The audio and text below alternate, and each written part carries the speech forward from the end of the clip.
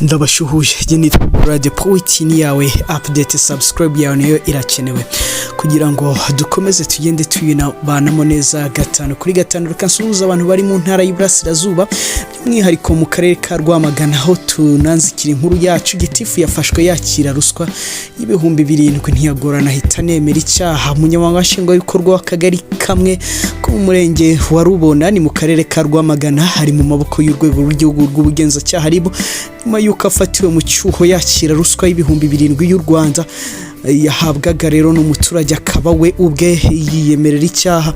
Uyu munyamabanga nshingwabikorwa w'akagari ko mu murenge wa Rubona yafashwe kuri uyu wa kabiri tariki ya 2 Ugushyingo 2021.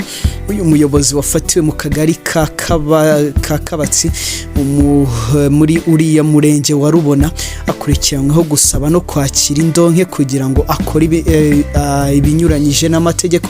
W'igihugu rw'ubugenzacyaha RIB rutangaza kuri ya munyamabanga nshingwabikorwa yahabwaga iriya ruswa y'ibihumbi 7 y'amafaranga y'u Rwanda kugira ngo afungura ubucuruzi bw'umuturage wayimuhaga. Dr Murangira Bitieri yabwiye igihe dukesha inkuru uko wafashwe rero arimo aremera icyaha, akaba avuga ko aya mafaranga yakiriye ari ruswa yo kugira ngo afungurire ubucuruzi uwo muturage. Umuyobozi ubu acumbikiwe kuri sitasiyo ya RIB yanzige mu gihe iperereza rikomeje kugira ngo hakorwe dosiye ishyikirizwa ubushinjacyaha. Dr Murangira Bitieri yavuze ko RIB yibukije abaturarwanda ko gusaba gutanga no kwakira indonke ari ibyaha itazihanganira. Aho yavuze ko rero RIB iburira uwo ari we wese wishora mu byaha byo kwaka no kwakira indonke yitwaje umurimo akora ko azahanwa nk'uko amategeko abiteganya. Ruswa nimbi idindiza rero amajyambere y'igihugu.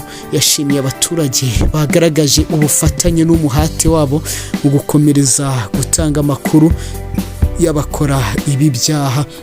Ngewe ndacyari igorora The Poet ni yawe update. Reka mbashimire kandi nizere ko muguye neza muherereye hose, ariko rwibutswa ko wakora subscribe kuri yawe update kugira ngo twibanamo neza gatanu kuri gatanu mu buryo butaremereye. Naho mu makuru y'imikino imbere yuko nza kubusoza nuko ikipe ya Kiyovu Sport yihanangirijwe na AS Kigali itsinda ibitego 4 byose ku busa, mu gihe kandi ikipe ya Kiyovu Sport na AS Kigali zagombaga kwisobanura hagati. Ikipe igomba kwemeza nimba ko kari yihagarariye umujyi wa Kigali. Muye kandi mu minsi ishize ubwo ikipe ya AS Kigali yatsindirwaga mu gihugu cya Repubulika Iharanira Demokarasi ya Kongo, abanyekongo benshi bari baketse ko ari Rayon Sport, cyane ko umwe mu mwambaro ikipe ya AS Kigali izajya ikinana nk'uko mwabibonye ku mukino wa Kiyovu Sport ni umwambaro w'ubururu n'umweru.